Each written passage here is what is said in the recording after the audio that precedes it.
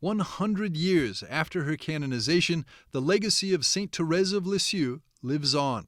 In 2025, she's remembered not only as a saint, but as a spiritual guide whose little way continues to inspire.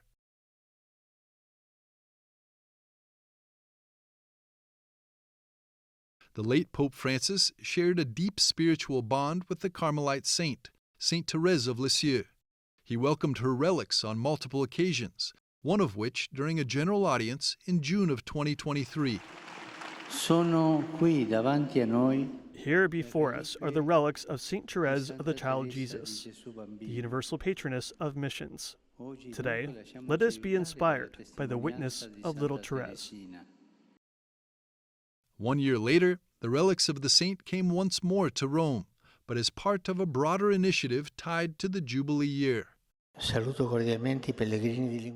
I cordially greet the French-speaking pilgrims, especially the students of the various schools in Paris and Dijon, as well as the faithful accompanying the relics of Saint Thérèse of the Child Jesus.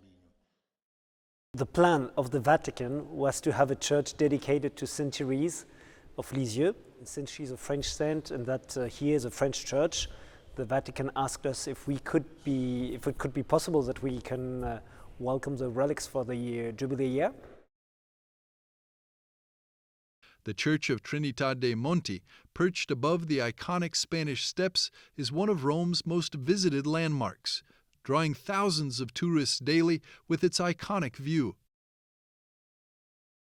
Yet beyond its scenic and cultural appeal, many visitors are surprised to discover the relics of Saint Thérèse of Lisieux inside. This unexpected encounter often transforms a touristic stop into a moment of spiritual reflection and prayer. Most of the people who enter the church did not come for the relics. Some come because they're on a pilgrimage. But what is very, very beautiful is they get touched by the simplicity of Saint Thérèse. She was a poor person, but she had trust in God, and God who could make out of it great things.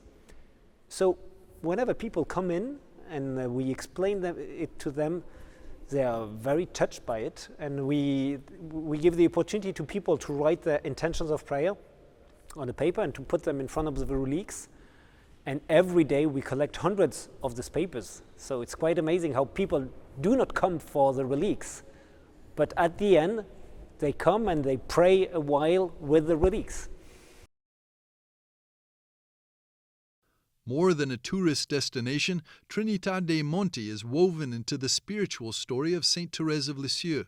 It was here, as a young girl visiting Rome, that she felt a stirring of the vocation that would define her life and legacy. It's not the first time that Saint Thérèse is coming at the Trinità dei Monti.